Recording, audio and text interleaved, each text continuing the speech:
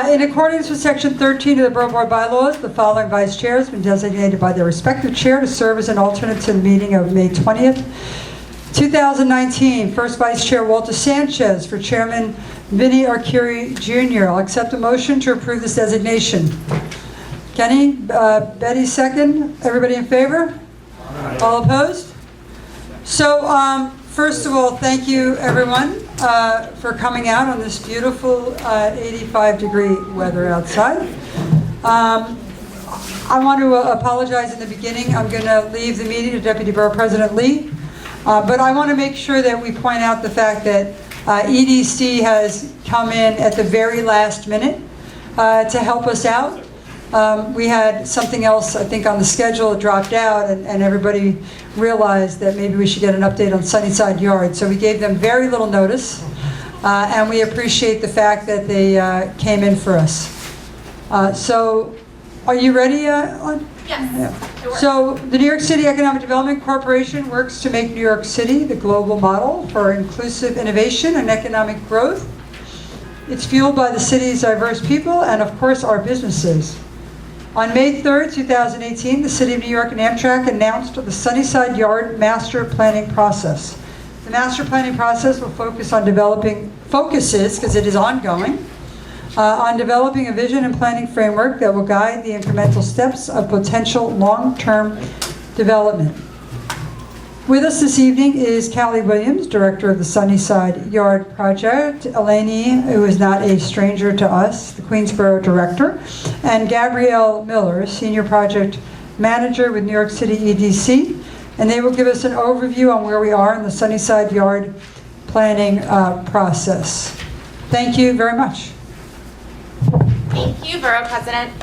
So hi everyone, my name is Eleni Vorinaris. It's nice to be back at Borough Hall for a Borough Board meeting. So as Borough President Katz had said, we're going to be presenting on the Sunnyside Yard master planning process. I'm joined by my colleague Anne-Marie Gray. Callie unfortunately was sick today, and so she didn't come into the office. And then Gabrielle Miller will also be presenting on our initiatives portfolio. So we'll be talking about cybersecurity, tech, life sciences, and healthcare, and how New York City is supporting innovative strategies to diversify our economy. And so I passed around a one-pager. If you didn't get one, please raise your hand, and I'm happy to send those your way. So Sunnyside Yard, what is it? Sunnyside Yard, for those that don't know, is a 180-acre rail yard hugged between Skillman and Northern Boulevard in Western Queens. 180 acres is about 136 football fields, just to put it into perspective. Hunters Point South is about 35 acres. And so this is really one of the largest parcels that we have in the city to really explore future planning. And so, back in 2014, Amtrak approached the city to study the potential of what we call overbuild. What that is putting a deck over their active rail yard, and this is one of the busiest passenger rail yards across the eastern seaboard. It's got trains from New Jersey Transit trains that come in from Penn Station and lay over during the day. It's got Amtrak's Northeast Corridor trains that come over. You've got LARR trains that pass through, and then you have clear connections to potential pathways with Penn Access expansion to Metro North, as well as potential pathways to Grand Central Station with the expansion of East Side Access. And so Amtrak across the country is really looking at economic development corporations in different cities and saying, is there a potential to put a roof all over our operations and cover those operations from the elements, from the weather, and perhaps create new land that the city could then program. And so back in 2015, 2017, the city conducted a feasibility study, really meant to answer one question. Is it technically feasible to deck over the rail yard at Sunnyside Yard? We've done it before. We did it Park Avenue South going into Grand Central Terminal. We did that years ago. Hudson Yards is another example, Atlantic Yards. And we've done it before, but given the rolling topography of Hudson Yards, the swampy nature of the terrain, the changes in grade between 20 and 40 feet in different areas, is it possible? And so that determined that yes, it is possible. roughly 80% of the rail yard can be decked over, and roughly 20% cannot. So along the main line, which runs parallel to Skillman Avenue, that is an active operation all of the time. The grade is so high that it's very difficult for us to deck over it, as well as the North Loop track closer to around 43rd. So then the city, taking that information, the technical analysis, which is really, there's been a lot of visioning around Sunnyside Yard, and that was really the first time that the city dove deep into what is technically possible. So taking that information and building off of that, we are now embarking on a master planning study, and that's what I'm here to talk to all of you today about. So summer of 2018, we launched a master planning process. It's an 18-month process, and we're roughly halfway into that process. And we anticipate release of a master plan closer to the end of the year. We're saying fall, winter of this year. And so why deck over Sunnyside Yard? Sunnyside Yard is... Is this working? Yeah, okay. I'm gonna walk around. So Sunnyside Yard is the largest site that's available in one of the most important areas of the city. It's literally located in the center of this region, as you all know. And it's, Anne-Marie, can you navigate? Is it frozen? Ah, there we go. Sorry, technical difficulties.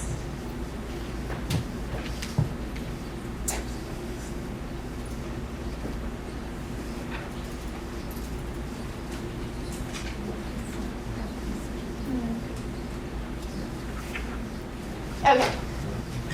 This is out.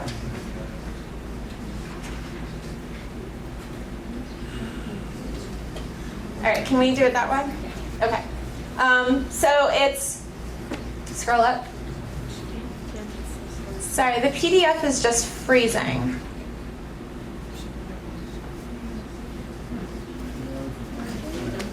I tried downloading it.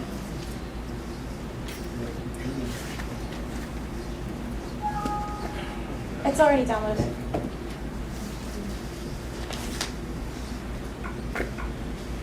It's ready. It's just not opening as a PDF. Well, I'll keep going and then we'll catch up with the slides. So it's located at the center of New York City. As I said, it's 180 acres, and it's got clear connections to, as I mentioned, to a lot of the assets that we consider assets in Queens, right? It's 2 airports. You've got connectivity with New Jersey Transit trains laying over in this area. You have access to potentially Newark Airport. And so, is there potential to make this a world-class sort of transportation hub to access all of those areas? You also have, it's positioned for regional connectivity, so I mentioned Penn Access, so there is, here we go, thank you. So Amtrak Northeast Corridor, there is a proposal for Penn Access where it would connect through the Hellgate Bridge and over and go open connectivity into Penn Station for Metro North. You also have, through Eastside Access, the potential to open up connectivity to Grand Central Station, and that would open several lines that could go in through this central hub. And so, we know that through Eastside Access, there have been conversations about potential LIRR service through a Sunnyside station, and that could be a concrete platform similar to what you see at Hunters Point South. But given today's dynamics, given the fact that Long Island City and Western Queens are some of the fastest growing areas across Western Queens, given the need for jobs and open space and affordable housing and new infrastructure and transportation that's so taxed, today, is there an opportunity to rethink what a Sunnyside station of tomorrow should look like and what intermodal connectivity should be. Sunnyside's Yard also has the opportunity of accommodating numerous needs. So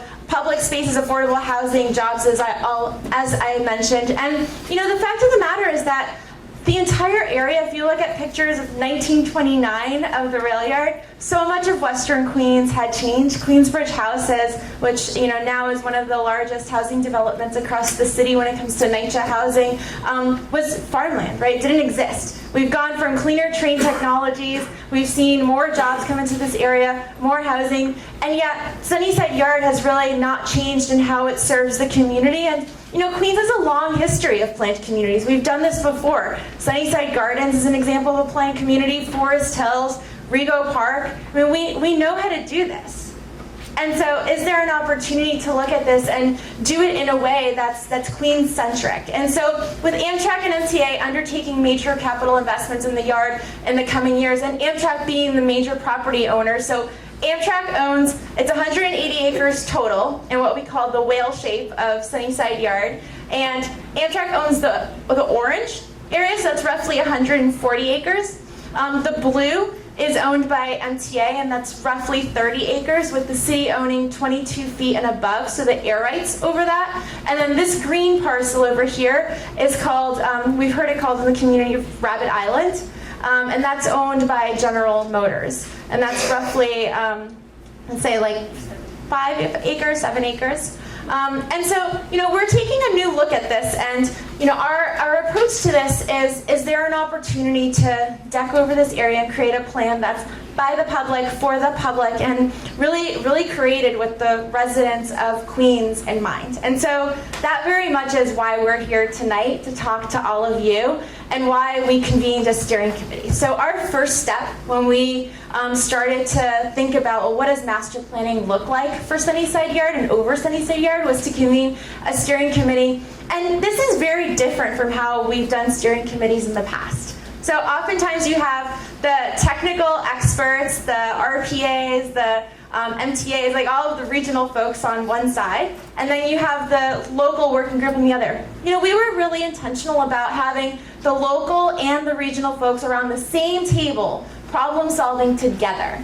And so you've got Denise, who's the chair of the community board, and Marie Tornielli, sitting down with Jano from the MTA, really digging deep on the intricacies around what is possible with a future Sunnyside station. And so it's hosted by our new Deputy Mayor, Vicki Bean, and the chairman of Amtrak, Tony Kosha. Tony's been to many of our steering committee meetings. It is co-chaired by Liz Luskin from the Island City Partnership, and Sharon Greenberger, who's currently the president and CEO of the YMCA, and formerly was the head of School Construction Authority for Queens. So we understood that schools are a pressing issue in Western Queens, and so we wanted to make sure that that was at the forefront of how we were thinking about this.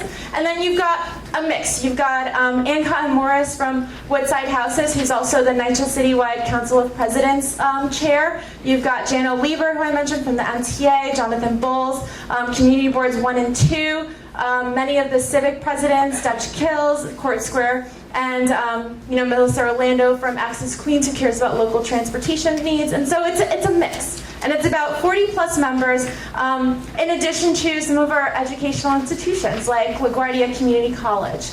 And so since 2018, we've met with hundreds of stakeholders. We are going to meet with many more. We've had 2 public meetings. The first one had about 400 plus attendees. The second had 200 plus attendees. We've been trying to be intentional about hosting the meetings around the different neighborhoods around the yard, depending on how you count them. There are about 7 different neighborhoods, from Blissville to Astoria to Lyon City, Sunnyside Gardens, and so on. We've had, as I mentioned, 100 plus individual interviews, small group interviews, 4 community public workshops along topics that we've heard from the community that are important to them: urban design, open space, transportation, and mobility and sustainability, as well as tabling all summer. So we've been to the Community Education Council 30 tabling event, their Family and Wellness Day. We have gone to LIC Springs, and we'll be at Taste of Sunnyside tomorrow night. So look out for us all around Queens this summer. And so all of this has been driven by the steering committee. When we had our first meeting with the steering committee, we asked them, who should we be talking to? And so we started with the civics. We worked our way out from there. So the civics said, well, you're missing this person. And the steering committee's members said, you're missing this person, and let me host this. And so I see Jessica just joined us. She's also been helping us with some interpretation. We've been meeting with folks all across the area. And if we're missing folks, given that this is an area of regional importance, really, and borough-wide importance, we want to talk to them. And so these are the guiding principles that the steering committee drafted and that were vetted by the public at the public meeting. And they've changed from the time that the steering committee voted on them to when we went to the public meeting, because we had the public rank them and give us their comments. And so this is really now what has been guiding our work over the last 8 months. So design infrastructure and transportation systems that meet current needs and anticipate future trends, address neighborhoods' needs, People have a priority for economic diversity. Incorporate technology, sustainability, and climate change into the design of the master planning process. Create public spaces that create quality of life and support quality of life. Create more good jobs.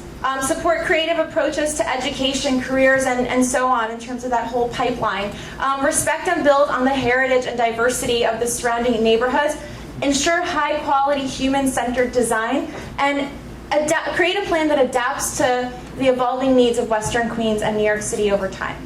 So these were created by the steering committee members, and so we've taken these and then we've asked people some questions about what they would like to see. And so far we've heard from over the 100 folks that we've spoken to, key themes around transportation and infrastructure, open space, jobs, schools, vocational and sort of standard K through 12 education as well as higher education, intergenerational affordable housing that meets the affordable housing needs of the area, medical facilities and community services, local retail, arts and entertainment, cultural and community spaces, again, jobs, industrial and advanced manufacturing. You've got a bifurcated IBZ in between the yards, so connecting to the industrial business zone in the area, as well as neighborhood services, police, fire, post office, libraries, and so on. And so how we are looking at the master plan is, it's not a clean slate. There's a lot to consider. So Amtrak is doing a lot of work on their site. They are going through their own master planning process. Every 100 years or so, Amtrak really assesses their efficiencies, and they're able to create a plan where they can move tracks around. And so as they are creating that plan, we are sitting at the same table figuring out, well, where could we drop columns down in order to, if the city were to pursue a planning process or a plan in the future, in order not to preclude that. So we're not saying, it's going to be years from developers coming online and shovels in the ground. I mean, we still need to go through environmental review, public approvals, and so on. This is just the planning process, and at that, the early stages of it. So what we're looking at is having a voice so as not to preclude future growth as Queens continues to grow. So Amtrak is going through their East River Tunnel rehabilitation. You've got the demolition of the Montauk Cutoff in this area over here. You've got the East Side Access, which we had talked about, kind of in this area, and then the Queens Super Express, which New York City Transportation is working on. And so there's a lot of activity, and building a deck over a yard is not like building on terra firma. There are a lot of constraints for us to consider, and so one thing that we're looking at is where the tracks are, also where the catenaries are. We're looking at all of the bridges as sort of the central connecting point on getting on and off the deck. And so we are looking at different ways and different technologies that we can leverage that to ensure that we're accounting for Amtrak's ongoing rail operations. I mean, Herald interlocking, as I said, is of regional importance. And so, we're assuming that we wouldn't take tracks out of operations or disrupt rail activity significantly. And so these are all the things that we're kind of looking at. In terms of program, there is no plan. We're creating the plan, and so it's iterative. And I look at it as a bunch of nodules, right, that you're kind of ramping up, ramping down to come up with. Have you ever seen like an equalizer for your DJ set? I'm imagining my parents equalizer, right? You move each of the dials up and down, and that comes up with sort of that pitch perfect sound. And so that's the process that we're going through. So we have three sort of programs. There's a housing one that's heavily focused on housing. There's a jobs one that has more of a commercial program. There's an education one. And these are all things that we're testing. And so we're measuring them against criteria such as transportation, what are the market forces, and what is the financing. And there is no perfect answer. There isn't one size that makes sense as a plan. From a transportation perspective, programs that generate trips to Queens have less of a congestion impact. So then you're able to leverage a little bit more of that reverse commuting. As we're evaluating that, there may exist potential along some of the stations that aren't as heavily used. So predominantly along that northern boulevard corridor, we know that the 7 train is heavily taxed. And so if you were to add density, would you do it along that corridor? there's a continued need for affordable housing in the area, and so is there potential to have an anchor institution that could actually complement some of the needs of the district? And so we're testing those types of mix of uses. And when we say anchor institution, we mean an educational institution, a cultural institution, a corporate institution. I mean, it kind of runs the gamut. And so, we are, Vishon, our consultant, will say, like, it's like a stovetop where you're cooking different meals all at the same time, and you've got your rice, you've got your beans, you've got like a million other things, and you need to sort of cook them all at the same time and put them on simmer while they're cooking so that they're ready when the meal is ready. And so as we're doing this stovetop approach, we're looking at the rail infrastructure, the urban design approaches, programmatic, procurement, public engagement, all this stuff gets sort of like looped into the meal, so that we could have that perfect time when we're ready to sit down and, going back to that equalizer comparison, we're sort of moving the dials. And so, the other thing that we're considering is public access. We want to make sure that this area doesn't feel like an island. We want to make sure that it connects. And connectivity to Astoria may be very different from the street grid that's by Sunnyside Gardens or by Sunnyside. And so, we're also looking at how do you connect these areas in some creative ways, in areas where there may be a difference of 31 feet along Orchard Street, or 34 feet when you're looking at the southern portion of the deck along Skillman. So these are some creative examples of how people get onto decks or onto changes of grade in different parts of the world. So in Barcelona, Spain, you have this sort of escalator. In Seattle, there is this sort of zigzagging green space pedestrian walkway that people go through. We've heard from some of our community engagement desire for maybe a funicular in some of these areas. In Chicago, you've got these staircases. And so is there an opportunity to use some creative urban design tools to connect in a way that really ties in the community, but also leverages that connection as a community asset in and of itself? I mean, it could also be a green space, an open space. And so as we're analyzing different options, we're also looking at that connectivity. And so initially we thought, as we're looking at the apex of all of the bridges, do we have a central boulevard? And what we realized is that, well, that would result in a bunch of cul-de-sacs. And that's not great for connectivity and integrating it into the local neighborhoods. And so then we looked at, does it make sense to have like a northern corridor along Northern Boulevard that connects to the Astoria neighborhood, and then a central sort of southern corridor, and then Skillman kind of has a corridor in that area. And so this is Northern Boulevard, so that everyone knows. So this would be like the northern corridor, possible southern corridor, and then this is Skillman. And so, that's kind of where we are in terms of testing the street grid today. There's also, as we're trying to get over rail, we realize there's that grade change as you're going over the catenary wires. And so, you're also playing on two levels. Is there an opportunity to have maybe some uses inside of the deck, but then also other uses on top of it? And it creates, as you're going over this, it's not sort of level, it may be a little hilly in some places.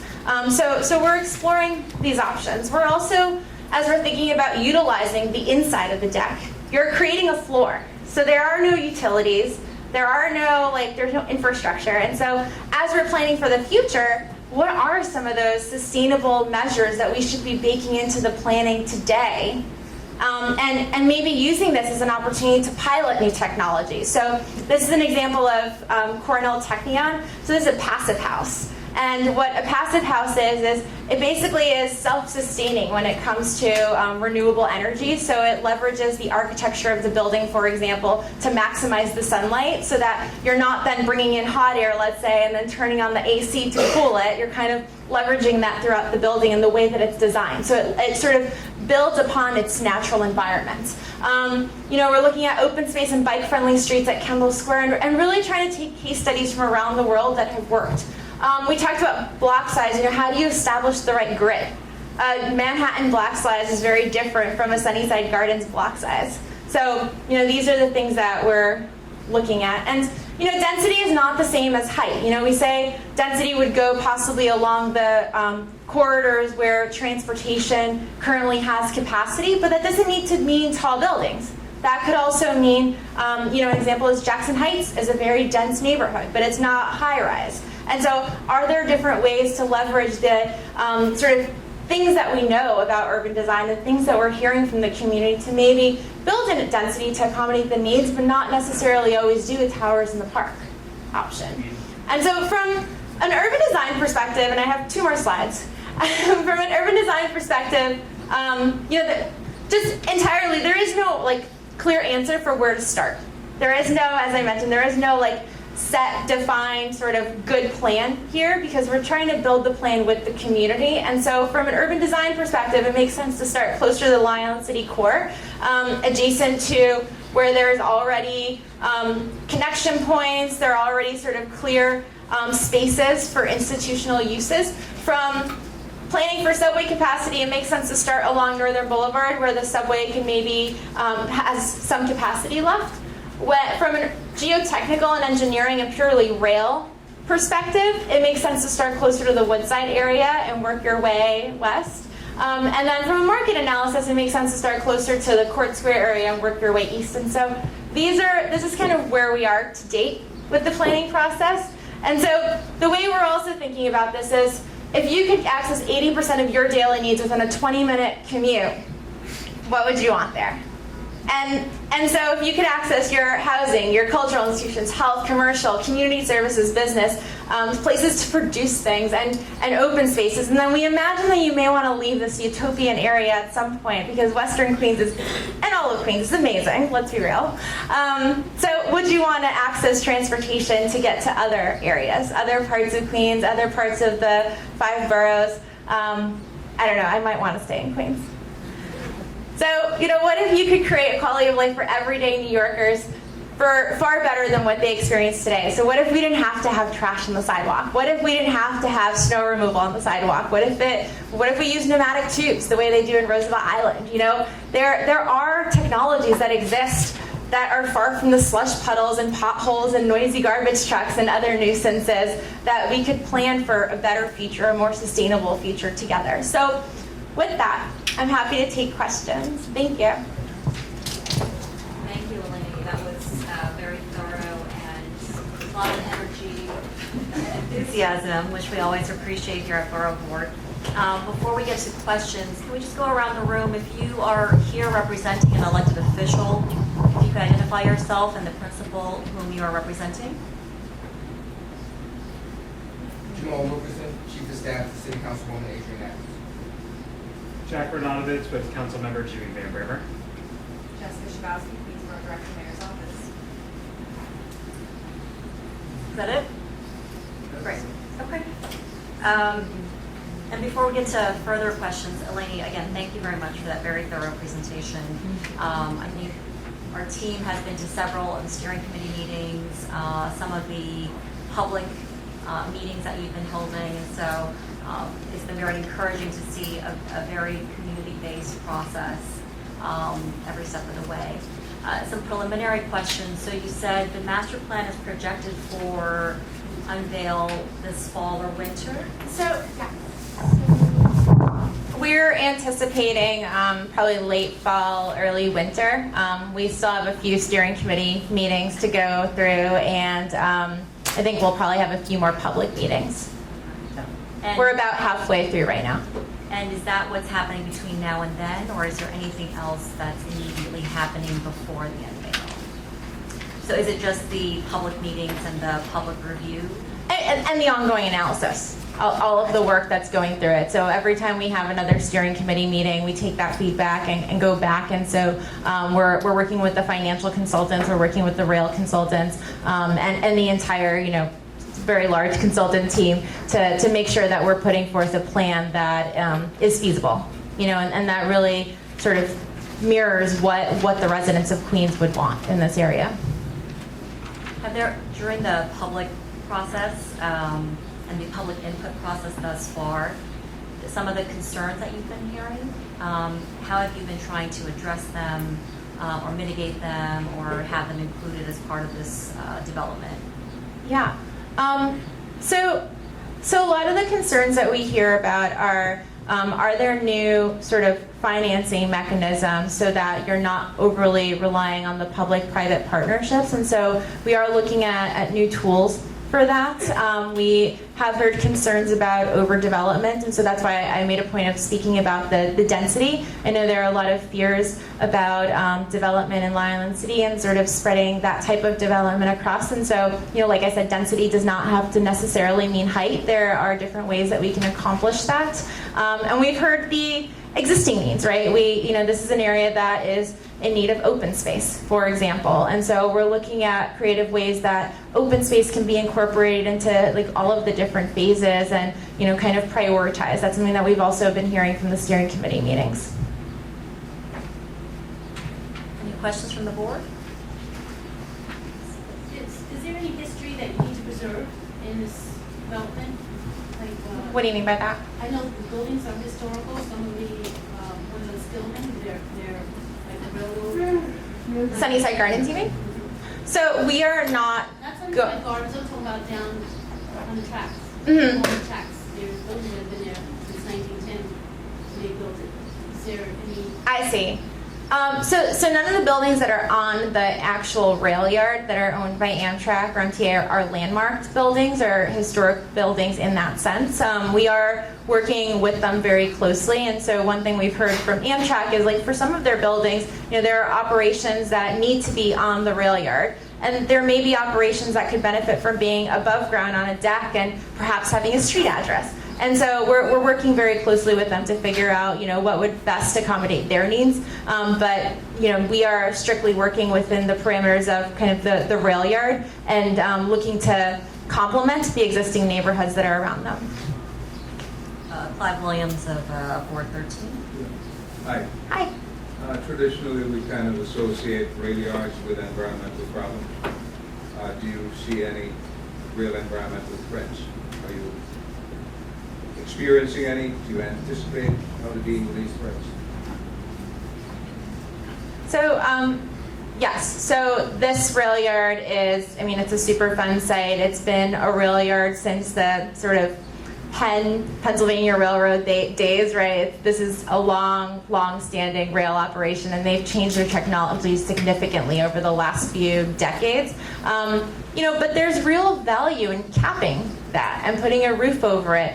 Today it's an open rail yard to the rain, snow, air, right? And so putting a roof on it could have some real benefits to the local communities. Is there any particular testing or anything like that? Serious environmental testing?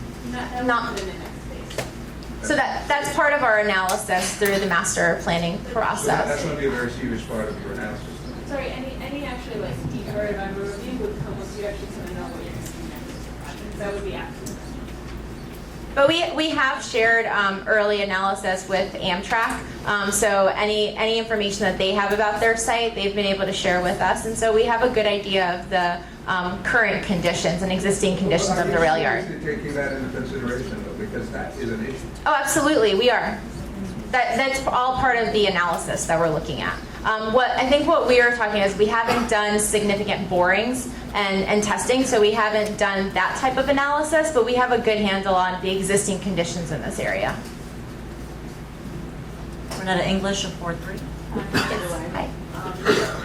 My area is Jackson Heights, Mercy, North Carolina, and you mentioned the Southern Pier is definitely heavily utilized. And you said that you were trying to look at a less utilized area in regards to transportation. What areas, what streets were you talking about on Northern Boulevard? You're mentioning Northern Boulevard. So the M and the R along Northern Boulevard, just as you compare the capacity, comparing it to the NW, comparing it to the 7, that tends to have a little bit more capacity, but that's also not the only option. We're also looking at what does transportation look like in the future, and are there ways, as I mentioned, the intermodal station, are there ways to look at this more creatively to create new capacity, and on new routes, on new modes of transportation, and so on. Northern Boulevard and 36th Street. Yeah. Gene Kelty of Board 7. Going back to my colleague from 13, there's been numerous bad fires over there with diesel engines that burn for hours. Mm-hmm. So as you said, you're going to put a cap on top and put a nice roof on there. How is that stuff going to be vented out and stuff like that? I think you should be in touch with the fire department, the fires that they have in those railroad yards. I mean, they've had history with it because they used the tunnels from Manhattan where I used to work, so there was always a concern if there's a fire in there, but the problem is the farther the tunnel goes under, the harder it is to vent. And if that thing is gonna be vented up into a green space area, you're gonna have a major contamination, just like we said over there. So I suggest you make sure you get a good history, because I remember 39 years ago going to the railroad yards over there, and the engine that was on fire was hours to put it out because they just couldn't go throw something on it, okay? Yeah, that's a good piece of feedback. And if you have anyone that you want to recommend as a retired fireman, I'm happy to take that recommendation, Jean. And you know, we are, as I said, we're in close coordination with Amtrak on all of this to understand that history, and you know, we're happy to follow up with the fire department. I think that's a great idea. They work closely with us in Manhattan. They did very well, and that's why I said we have a good relationship with it. It's just that theirs is tunnels, you're decking, so that's a little different. Yeah. And I just want to make sure that whatever they're going to talk about, they had incidents over there. Let's make sure that everybody's on the package with them. And people are very good. Amtrak's people are very good. We deal with them in Penn Station and Grand Central. They're Absolutely. very excellent, And in terms of the ventilation, I mean, we're not starting from scratch. We have a history in New York City of doing this, and so we are taking the lessons learned from Park Avenue South, from Hudson Yards most recently, and really understanding what worked, what didn't, and what they wish they could have done better. Okay.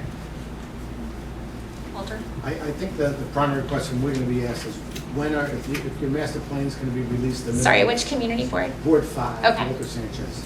If it's going to be released in the middle of 20, which is Ridgewood and Maspeth. When do you think they're going to start doing work or building? So the master plan will be released by the end of 2019, Okay. not 2020. And so, you know, we are looking at this as a 50, 60, 70, 100-year plan in the future. And, you know, this is going to be a long time before, you know, you see this all built out. And so to give you a sense of what would need to happen next, once the master plan is created with the community, it would need to go through, you have environmental review, you've got public approvals.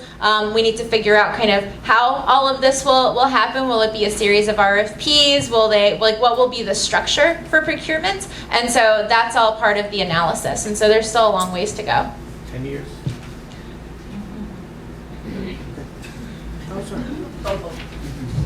She's shaking her head begrudgingly. Any other questions? Any other questions? The PowerPoint deck that just turned off, is that something that you'd be able to share with our staff that we could forward on to Absolutely. members of the board? Mm-hmm. You'll share that with Sharon Anderson, Yep. the director? Great. Any other questions, comments? Very good. Well, thank you again for your presentation and for your time. And we hope to see you again soon.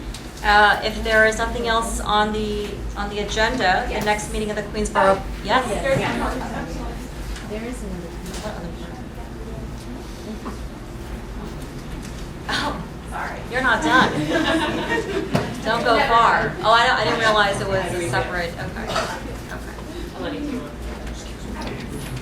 Are you Gabrielle Miller? I am, Hi, yes, Gabrielle. thank you so much for having me. Is everyone's day going okay? Thanks for staying out late for me. And I downloaded it, so it should be good. The PowerPoint, that's good. I can do it. Sure. Yeah. Thank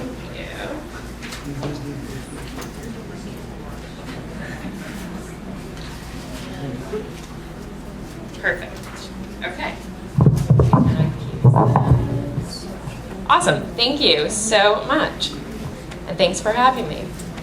So we're going to switch gears a little bit. Eleni talked to you a little bit about some urban planning, and now I'm going to talk to you about some of the programmatic projects that we work on over at EDC, and the ways in which that we are working to diversify the economy within New York City. So it's really exciting because Queens is doing a great job at diversifying our economy as we speak. There's a rich culture of economic diversification. So here, anyone know what this is? Picture from? It's like a boat. A boat, that's close. It's another wooden structure. This is a photo from Steinway. So right around here. And anyone know what this one's from? This is tricky. Alpha Point? That's a good guess. It's actually Brooks Brothers over in Long Island City.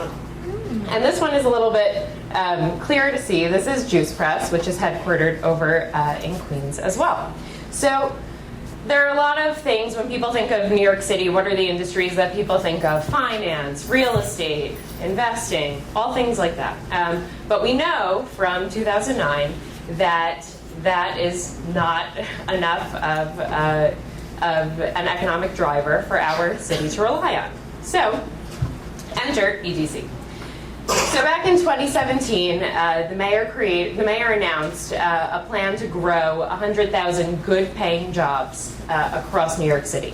And so the commitment was made within these various sectors. So life sciences is one, cybersecurity, tech, creative and cultural sectors, and industrial and manufacturing. And so EDC uses primarily 3 tools in order to strengthen the economy. One is through funding, everyone loves that, and it's a necessary driver of economic growth. Workforce training, so really training the current talent to be the talent of tomorrow, and unlocking space. So different sectors require different types of space. So whether that's manufacturing space or wet lab space when it comes to healthcare and life sciences, those are all different tools that different sectors need. So this might be a map you're familiar with, this borough. And the borough is divided into all different business districts, and many of these different districts have different industries that they specialize in. So we'll call out some of them. So Jamaica, Flushing, and Long Island City have a rich history of industrial and manufacturing. So how can we use the talent that already exists within the city, within the borough, to grow jobs in those industries and to then strengthen the economy at large? So we'll talk about life sci and healthcare first. So what is life sci? I ask people that all the time, and very often they don't have an answer for me. So life sci is anything that has to do with the research and development of cures for diseases across the spectrum, medicines and treatments that you might access every single day. Healthcare devices, so that's wheelchairs or a cane, or anything that folks need in order to function on a daily basis. And then the exploration of wellness science. So one of the reasons that life sci was selected as an industry for the city to focus on is because we noticed that there was a gap in between the basic research, right? There are nearly 100 universities and colleges across the city. There is so much academic infrastructure and research happening all the time. There are hospitals. But once people go through the academic institutions and go through the hospital systems, they don't have anywhere to actually do their research and development of new ideas and new ventures. So instead of staying in New York City, they were going to other cities. They went to Boston or across the country to California. And we really wanted to figure out how to keep those people here because it's a huge resource for our economy. And what's also really nifty about life science is that many of the jobs are accessible without a college degree. You need a high school diploma, your GED, and you can get into the field with really good quality jobs that are really well paid. And so far, with all of the infrastructure that already exists, the city has done a really good job within the past 10 years of blossoming the industry across the city. But we need to do more. And so how do we do that? Similar to the strategy of the overarching jobs plan, we're connecting research to industry to strengthen these life science institutions. We're unlocking space for companies to grow. Again, like I said, life science really needs access to that wet lab space in order to thrive and to build a pipeline of diverse life sciences talent. So we do that through internships, through training, and creating that workforce from today for tomorrow. Bless you. So talking about workforce, how do we do that? Through talent. So this is one of my personal favorite projects that I get to work on. This is the Life Sci NYC internship. You may have heard about it. This year we have 14 Queens residents already enrolled, and we only select students that are either in a school in New York City or live in New York City. And so here's some of the colleges that they hail from this year: St. John's, Queens. They are working in companies called Wealth, Bon Bouton, and both of those are actually located in Queens. And we also provide access for funding. We have an early stage life sci fund, which we provide to entrepreneurs in the life science space. And then space, of course. So actually tomorrow we have a very big milestone. That Biolabs at NYU Langone is going to be opening space. It's essentially a WeWork, but for folks who are looking for access to that wet lab space, to places where they can do research and development in the sciences area.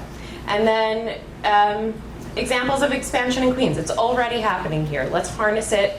Let's make it grow. Let's watch it thrive. And some examples of that are King Street and Alexandria over in Long Island City. So we'll move on to tech. And what we're really trying to do is create New York City as the next global leader in tech and cybersecurity. I know that this borough cares a lot about tech. When you think about things like the Western Queens Tech Council, and really making sure that folks within Queens have access to these jobs and to the positions that are available. So what's awesome about tech, like LifeSci, is that the tech jobs are accessible to all. 44% of these tech jobs are accessible through skills training that do not require a college degree. That's remarkable. And employment in these tech jobs grew by more than 20% in New York City and has grown nearly 3 times as fast as the nation's. So another couple of good stats are 7,000 tech companies and 326,000 tech jobs created since 2014. And what's awesome about Queens and awesome about New York City is that 47% of New York City's technology workers are foreign born. That is our asset. That's our strength.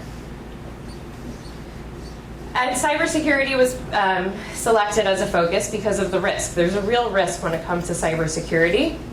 It's something that we need to shield against, and who better to do it than New Yorkers and Queens residents to be trained in this industry. And it's remarkable because $170 billion in worldwide is the number of worldwide cybersecurity spending by 2020. What if we could get more of that here? What if we could keep that in New York City? There is an anticipation for 3.5 million unfilled jobs worldwide by 2021. It's a tremendous opportunity. Some of the things that are unique to New York City is the commercial demand. 45 of Fortune 500 companies are headquartered in New York City. They all need cybersecurity folks to assist in their cybersecurity departments. And there's a $1.2 billion in venture capital funding available in New York City in 2017, and that number has only grown. So Cyber NYC it's a multi-pronged approach with the goal to make New York City the global leader in cybersecurity. And what are the goals? To develop the cyber workforce of the future, establish New York City as an international landing pad, and catalyze the next billion-dollar company right in New York City. One of the things that's really special about cybersecurity is that we've established a cyber boot camp at LaGuardia Community College, and that is together with Full Stack Academy. That will be coming online later this year. Anyone who's at LaGuardia Community College can participate in a 6-week continuing education program, and even folks who aren't currently on campus can benefit from that. There's also an Applied Learning Initiative, which is a suite of educational programs that are going to be accessible both by CUNY students and students at Cornell Tech, including a virtual internship program. And the Global Cyber Center. It's a Global Cyber Center which has free events and programs and industry-specific co-working space that's accessible to all New Yorkers. And then we look at applied tech. There are so many. I'm not going to go through all of them because it will take too long, but a few that I want to highlight. Into NYC. It's a really great program where we establish a partnership between international entrepreneurs and students at CUNY, including Queens College and LaGuardia Community College. We bring entrepreneurs and provide them with H-1, and B visas to share their expertise at CUNY campuses and to engage with the students so that they can learn from their expertise.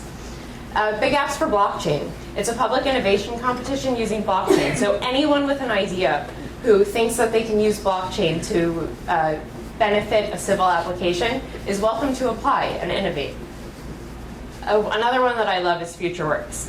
So FutureWorks, which is located at LaGuardia Community College, and we had a partnership with Pursuit also in Queens, connects coding with industrial advanced manufacturing to develop wearable, practical tech and other opportunities for innovators. Excuse me. Another one that I love is the Fashion Manufacturing Initiative, and we actually benefit 2 companies right here in Queens. So this program provides grants that can be used for any equipment or any benefit, physical benefit for the company in order for it to grow. 2 of those companies are Not Just Lace and Rainbow Leather. They are both really niche companies serving a very specific portion of the market that you can't find anywhere else. Those are both located right here. Not Just Lace is located in Long Island City, and Rainbow Leather is located in College Point. And so if you remember what I mentioned back in the beginning when we talked about the different areas within Queens that have the advanced manufacturing and industrial capability, how do we harness that and help it grow? This is one of the ways. And finally, Smart and Sustainable Cities. So Smart and Sustainable Cities focuses on how do we really use the technology that is available in 3 key areas: smart cities, clean tech, and advanced manufacturing, to benefit urban environments and help them be more resilient, whether that's to a natural disaster or anything else that that requires resiliency. And a couple of our programs that I'll call out: Rise NYC. We have 2 programs that I love to talk about. Wi-Fi Mesh is in Far Rockaway, and so far there are 16 installations which are thus far complete. The Wi-Fi Mesh Network is a resiliency program where we provide different small businesses with Wi-Fi routers in order to create a network should they not have access to be online. GoTenna is another great example of connecting small businesses in case of disconnectivity. They're given small devices that they can use in order to connect with different businesses should they not have access to their phones or another device. The Grid is a network that we've created for urban tech companies across New York City, and that's different companies that, whether they're involved in e-bikes or e-scooters and other organizations that have tremendous, or that have more resources in order to share all of those resources and information. And some of the members are RDRC, which is the Rockaway Development, sorry, Eleni. Rockaway Development Revitalization. Yes, exactly, thank you. And the Tech Incubator at Queens College are also members. So if you want to know more, I'm Gabrielle, and Eleni, and I'm here to answer any of your questions, and I can always be your resource. So please feel free to reach out with any questions. Thank you. Thank you, Gabby, for that presentation. I think we have a question from Clyde Williams of Board 13. Great. Hi, Deborah. Hi. I'm really thrilled with the content of your presentation. Thank you. I'm going to grab a pen while you're talking. Tremendous information, very encouraging. It makes me wonder, is it all storybook or is it for real? Because we're privileged to be here to hear all this, but how does the larger community, the people that we represent in our communities, what do they know about this? How are they directing their children? And I'm talking now, especially in urban communities of color, We're usually the last to know. How are you communicating this to our communities? So we're doing it in a few ways, and I will preface that by saying that we are continuing to spread the word and talk about it, and one of the reasons that I'm here tonight is to make sure that everyone in this room knows about the programs that we offer. So we do that in a few ways. We have a newsletter where we distribute our information. If you haven't signed up, you should. It's not going to reach my community. Yes. Do you want to take it? Yes. So, we want to work. Grassroots now. Right, absolutely. And so we are here tonight. This is a starting point. And so if you have ideas for a better way to work with your community, if you want to host a roundtable with us, if you want us to go and speak to a specific constituency, I mean, we have gone out there with the jobs plan, and clearly we are not reaching that community. And so let's work together to make sure that we are there and that we are getting the jobs and the entry points to the folks that need it and that want to access them. And that understand the training that's required. There's a real opportunity here to access some educational programming here as well. Are you open to conceptualize a broader process? In other words, what's your process for really reaching the wider community? Because this is rich information. You're going to benefit these incubators that you're saying. I call them incubators. Mm-hmm. Where are they going to be located? Who has access to them? How do they know about them? Absolutely. Considerations I want. Yeah, absolutely. And this is the mayor had committed to 100,000 jobs over the next 10 years. And so we, like I said, want to work with all of you in this room to make sure that we're getting the word out. So why don't I have my card, and I'll give you my card, and we can work together on that. The 100,000 job commitment, was it broken down by borough or by sector, or was it just across the board? So it's not broken down geographically, it is broken down by sector. Okay. Yes. Could you give us a sense of how many of those we can look forward to or come into fruition here in Queens? That's a good question. You want to? Okay. So again, I mean, these are 100,000 jobs, not jobs that are necessarily delivered in this term. These are making the necessary steps to catalyze them and put them in motion over the next 10 years. And so, this is something that was released over the last year or so, 2 years. And so we're still very much in the planning and in early stages of implementation. But absolutely, I mean, as there are updates, we're hopeful that we'll come back to Borough Board if you invite us back, Sharon, and the Borough President, and we can provide those updates. Did you have a follow-up question? Yeah, my concern is really the impact you're going to have on the communities. For example, you mentioned the board. You didn't mention your college. Your college is in Southeast Queens. I'd like to hear you include your college in your network, because that impacts on a community that needs what you have. Yeah. So York College is certainly top of mind for me, especially through a lot of the work that we've done through the Jamaica Now Action Plan. The city had committed $153 million to that effort, and we're about to get onto year 5 of that implementation. And so, that's a clear example where there could and should be more partnerships with your college, particularly within, like life sciences is a great example where your college has a very rich pharmaceutical program, right? And pharmacology program, sorry. And so, what better institution to look for ways to partner? And so we welcome those opportunities. So I'd like to invite you to come. The Deputy Borough President would articulate that forcefully tonight, but I'd like to extend that invitation. Come to Board 13. Great. And let us talk about this. I would love to. Yes, thank you. Invitation extended for the record. And thank you for mentioning Jamaica Now. That is one of Melinda Katz's highest priority initiatives under her administration, certainly on the economic development front. And so we look forward to new milestones in the coming months. And also, you mentioned the Western Queens Tech Council and the initiatives out there that we're working closely with FTHIA on and our staff. So we hope you will continue prioritizing that. I think we had a question from Renata English from Board 3. When you had mentioned about the cybersecurity program in Royal Community College, has it already started? And how many students do you have in that particular program? Not yet. So we're actually. Please I would like you to come to Yes. Board 3 also. Okay, great. Yes, I would absolutely love to share the information and make sure that the most amount of people that can know about our programs and access them can. Yeah, sure. So I just took out my business cards. I'll pass those around, and oftentimes these events, these sort of programs, go to the district manager for all of the community boards across the borough. So if the chairs would like to receive them directly, please let us know, and we're happy to do that as well. And, yes.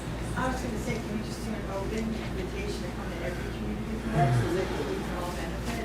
But an idea I had too is maybe when you go to like in the New York City link, you know those big links? The link in my We can explore that. Yeah. That's a great idea. Yes. That's a great idea. Thank you. I had one substantive question on diversification of the economy and jobs. So under this administration, the de Blasio administration, within the EDC portfolio, how much, can you give us a sense of the scale of subsidies or incentives that have gone into job creation? How much of that was invested here in Queens?